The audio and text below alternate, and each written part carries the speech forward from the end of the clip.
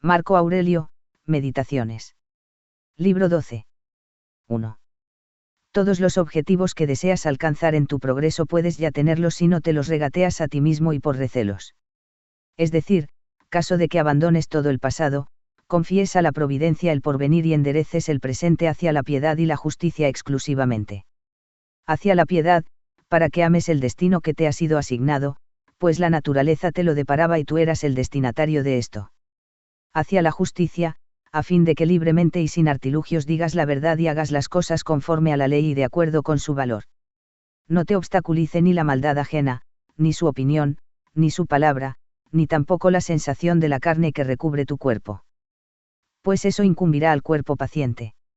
Sí, pues, en el momento en que llegues a la salida, dejas todo lo demás y honras exclusivamente a tu guía interior y a la divinidad ubicada en ti, si temes no el poner fin un día a tu vida, sino el hecho de no haber empezado nunca a vivir conforme a la naturaleza, serás un hombre digno del mundo que te engendró y dejarás de ser un extraño a tu patria y dejarás también de admirar como cosas inesperadas los sucesos cotidianos, y de estar pendiente de esto y de aquello.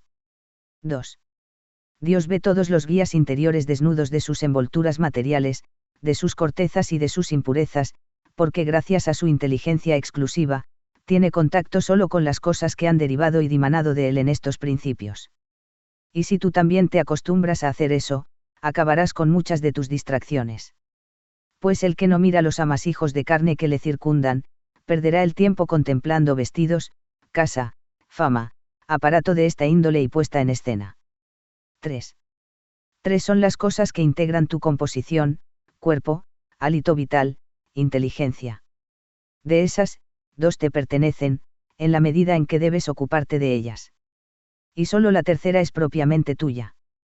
Caso de que tú apartes de ti mismo, esto es, de tu pensamiento, cuanto otros hacen no dicen, o cuanto tú mismo hiciste o dijiste y cuanto como futuro te turba y cuanto, sin posibilidad de elección, está vinculado al cuerpo que te rodea o a tu hálito connatural, y todo cuanto el torbellino que fluye desde el exterior voltea, de manera que tu fuerza intelectiva, liberada del destino, pura, sin ataduras pueda vivir practicando por sí misma la justicia, aceptando los acontecimientos y profesándola. ¿Verdad? Si tú, repito, separas de este guía interior todo lo que depende de la pasión, lo futuro y lo pasado, y te haces a ti mismo, como Empédocles, una esfera redonda, ufana de su estable redondez, y te ocupas en vivir exclusivamente lo que vives, a saber, el presente, podrás al menos vivir el resto de tu vida hasta la muerte, sin turbación, benévolo y propicio con tu divinidad interior. 4. Muchas veces me he preguntado con admiración cómo cada uno se tiene en más estima que a todos y, sin embargo, toma en menos consideración su propia opinión personal que la de los demás. Y, por ejemplo, si un dios o un sabio maestro se personase junto a uno y le diese la orden de que nada pensara o reflexionara en su interior que no lo expresara al mismo tiempo a gritos, ni siquiera un solo día lo aguantaría. Hasta tal punto respetamos más la opinión de los vecinos sobre nosotros que la nuestra propia. 5. Como los dioses que un día dispusieron en orden todas las cosas sabia y amorosamente para el hombre pudieron descuidar solo este detalle, a saber, que algunos hombres extremadamente buenos, después de haber establecido con la divinidad como muchísimos pactos y después que, gracias a su piadosa actuación y a sus sagrados cultos, fueron por mucho tiempo connaturales a la divinidad, una vez que han muerto, ya no retornan de nuevo, sino que se han extinguido para siempre. Y si, efectivamente, es eso así, sábete bien que si hubiera sido preciso proceder de otro modo, lo habrían hecho. Porque si hubiera sido justo, habría sido también posible, y, si acorde con la naturaleza lo habría procurado. Precisamente porque no es así, si es que ciertamente no es así, convéncete de que no es preciso que suceda de este modo. Porque tú mismo ves también que al pretender eso pleiteas con la divinidad, y no dialogaríamos así con los dioses, de no ser ellos muy buenos y muy justos. Y si esto es así no habrían permitido que quedara descuidado injustamente y sin razón nada perteneciente al orden del mundo. 6. Acostúmbrate a todo, incluso a cuantas cosas no te merecen confianza, porque también la mano izquierda para las demás acciones, debido a su falta de costumbre, es inútil, y, sin embargo, sostiene con más poder el freno que la derecha, pues a este menester está habituada. 7. ¿Cómo has de ser sorprendido por la muerte en tu cuerpo y alma? Piensa en la brevedad de la vida, en el abismo del tiempo futuro y pasado, en la fragilidad de toda materia. 8. Contempla las causas desnudas de sus cortezas, la finalidad de las acciones, que es la fatiga, que el placer, que la muerte, que la fama, quien no es el culpable de su propia actividad, como nadie es obstaculizado por otro, que todas las cosas son opinión. 9. En la práctica de los principios es preciso ser semejante al luchador de Pancracio, no al gladiador, porque éste deja la espada de la cual se sirve, y muere, mientras que aquel siempre tiene la mano y no precisa otra cosa sino cerrarla. 10. Ver qué son las cosas en sí mismas, analizándolas en su materia. En su causa, en su relación. 11. ¿Qué privilegio tiene el hombre de no hacer otra cosa sino lo que Dios va a elogiar, y aceptar todo lo que Dios le asigne, lo consecuente a la naturaleza? 12. No debe censurarse a los dioses, porque ninguna falta cometen voluntaria o involuntariamente. Tampoco a los hombres, porque nada fallan que no sea contra su voluntad. De manera que a nadie debe censurarse. 13. Cuán ridículo y extraño es el hombre que se admira de cualquier cosa que acontece en la vida. 14. O bien una necesidad del destino y un orden inviolable, o bien una providencia aplacable, o un caos fortuito, sin dirección. Sí, pues, se trata de una necesidad inviolable, a que ofreces resistencia. Y si una providencia que acepta ser aplacada, hazte a ti mismo merecedor del socorro divino. Y si un caos sin guía, confórmate, porque en medio de un oleaje de tal índole dispones en tu interior de una inteligencia guía. Aunque el oleaje te arrastre, arrastre tu carne, tu hálito vital, y lo demás, porque no arrastrará tu inteligencia. 15. La luz de una lámpara, hasta extinguirse, brilla y no pierde su fulgor. Se extinguirán con anterioridad la verdad que en ti reside, la justicia y la prudencia. 16. Respecto a la persona que te ha proporcionado la imagen de su falta. ¿Qué sé yo si eso es una falta? Y si realmente ha cometido una falta, él mismo se ha condenado ya, y así esto es semejante a desgarrarse su propio rostro.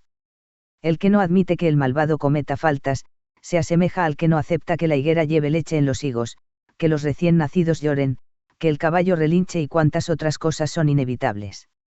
¿Qué puede suceder cuando uno tiene una disposición tal? Si en efecto eres vehemente, cuida esa manera de ser. 17. Si no conviene, no lo hagas, si no es cierto, no lo digas, provenga de ti este impulso. 18. En todo ver siempre qué es lo que hace brotar en ti esa tal imagen y tratar de desarrollarla, analizándola en su causa, en su materia, en su finalidad, en su duración temporal, en el transcurso de la cual será preciso que tenga su fin. 19. Date cuenta de una vez que algo más poderoso y más divino posees en tu propio interior que lo que provoca las pasiones y que lo que, en suma, te agita a modo de marioneta. ¿Cuál es ahora mi pensamiento? Es el temor. Es el recelo. Es la ambición. Es otra pasión semejante. 20. En primer lugar, no hacer nada al azar, ni tampoco sin un objetivo final. En segundo lugar, no encauzar tus acciones a otro fin que no sea el bien común. 21. Que dentro de no mucho tiempo nadie serás en ninguna parte, ni tampoco verás ninguna de esas cosas que ahora estás viendo, ni ninguna de esas personas que en la actualidad viven. Porque todas las cosas han nacido para transformarse, alterarse y destruirse, a fin de que nazcan otras a continuación. 22. Que todo es opinión y esta depende de ti. Acaba, pues, cuando quieras con tu opinión, y del mismo modo que, una vez doblado el cabo, surge la calma, todo está quieto y el golfo sin olas. 23. Una sola energía cualquiera, que ha cesado en el momento oportuno, ningún mal sufre por haber cesado, tampoco el que ejecutó esta acción, por esto mismo, a saber, por haber cesado, sufre mal alguno. Del mismo modo, en efecto, el conjunto de todas las acciones, que constituyen la vida, caso de cesar en el momento oportuno, ningún mal experimenta por el hecho de haber cesado, ni tampoco el que ha puesto fin oportunamente a este encadenamiento sufre mal. Y la oportunidad y el límite los proporciona la naturaleza, unas veces la naturaleza particular, como sucede con la vejez, pero generalmente la naturaleza del conjunto universal, cuyas partes se transforman para que el mundo en su conjunto permanezca siempre joven y en su pleno vigor. Y todo lo que conviene al conjunto universal es siempre bello y está en sazón. Así, pues, el término de la vida para cada uno no es un mal, porque tampoco es un oprobio, pues no está sujeto a nuestra elección y no daña a la comunidad, y si es un bien, porque es oportuno al conjunto universal, ventajoso y adaptado a él. Así, el que se comporta de acuerdo con Dios en todo, es inspirado por un hálito divino y es llevado, gracias a su reflexión, a sus mismos objetivos. 24. Preciso es tener a mano estos tres pensamientos. Respecto a lo que haces, si lo haces, que no sea ni a la aventura, ni de un modo distinto a cómo lo hubiese hecho la justicia misma. Respecto a los sucesos exteriores, piensa que suceden o bien por azar, o bien por una providencia, y no debes censurar al azar ni recriminar a la providencia. En segundo lugar, piensa cómo es cada uno desde que es engendrado hasta la posesión del alma, y desde esta hasta la devolución de la misma. Piensa también de qué elementos se compone y en cuáles se disolverá. En tercer lugar, piensa que si de pronto remontándote por el aire examinaras las cosas humanas y su multitud de formas, al ver simultáneamente cuán gran espacio ocupan los habitantes del aire y etéreos, las despreciarías, y que, cuantas veces te remontaras a lo alto, verías lo mismo, su uniformidad, su pequeña duración. A esas cosas se refiere la vanidad humana. 25. Expulsa la opinión. Estás a salvo. ¿Quién, pues, te impide expulsarla? 26. Siempre que te molestas por algo, olvidas que todo se produce de acuerdo con la naturaleza del conjunto universal, y también que la falta es ajena, y, además, que todo lo que está sucediendo, así siempre sucedía y sucederá, y ahora por doquier sucede. Cuánto es el parentesco del hombre con todo el género humano, que no procede el parentesco de sangre o germen, sino de la comunidad de inteligencia. Y olvidaste asimismo que la inteligencia de cada uno es un Dios y dimana de la divinidad. Que nada es patrimonio particular de nadie, antes bien, que hijos, cuerpo y también la misma alma han venido de Dios. Olvidaste también que todo es opinión, que cada uno vive únicamente el momento presente, y eso es lo que pierde. 27. Rememora sin cesar a los que se indignaron en exceso por algún motivo, a los que alcanzaron la plenitud de la fama, de las desgracias, de los odios o de los azares de toda índole. Seguidamente, haz un alto en el camino y pregúntate, ¿dónde está ahora todo aquello? Humo, ceniza, leyenda o ni siquiera leyenda. Acudan al mismo tiempo a tu espíritu todas las cosas semejantes, así por ejemplo, cuál fue Fabio Catulino en la campaña, Lucio Lupo en sus jardines, Estertinio en Vallas, Tiberio en Capri, Belio Rufo y, en suma, la superioridad presuntuosa en cualquier asunto. Cuán ruin era todo el objetivo de su esfuerzo y cuánto más propio de sabio es el ser justo, moderado, el ofrecerse simplemente sumiso a los dioses en la materia concedida. Porque la vanidad que se exalta bajo capa de modestia es la más insoportable de todas. 28. A los que preguntan, ¿dónde has visto a los dioses, o de dónde has llegado a la conclusión de que existen, para venerarlos así? En primer lugar, son visibles a nuestros ojos. Y luego, tampoco yo he visto alma y, sin embargo, la honro, así también respecto a los dioses, por las mismas razones que compruebo su poder repetidas veces, por estas constato que existen y los respeto. 29. La salvación de la vida consiste en ver enteramente qué es cada cosa por sí misma, cuál es su materia y cuál es su causa. En practicar la justicia con toda el alma y en decir la verdad. ¿Qué queda entonces sino disfrutar de la vida, trabando una buena acción con otra, hasta el punto de no dejar entre ellas el mínimo intervalo? 30.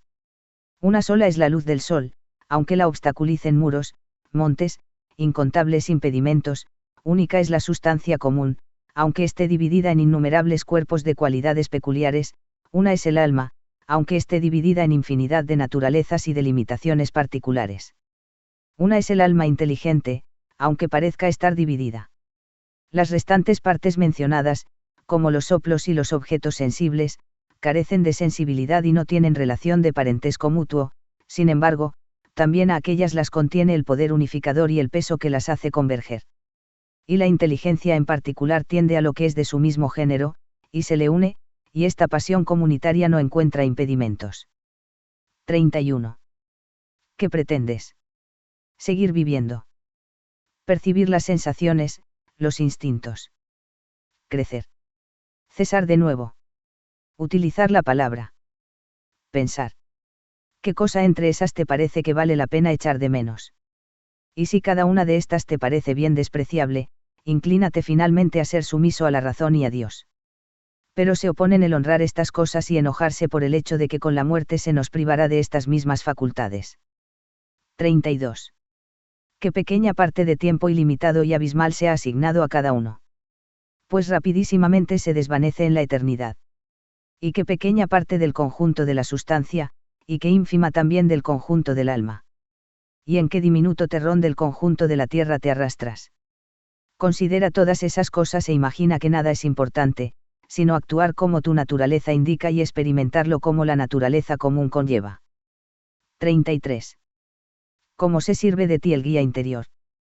Que en eso radica todo. Y lo demás, dependa o no de tu libre elección, es cadáver y humo. 34. Lo que más incita a despreciar la muerte es el hecho de que los que juzgan el placer un bien y el dolor un mal, la despreciaron, sin embargo, también. 35.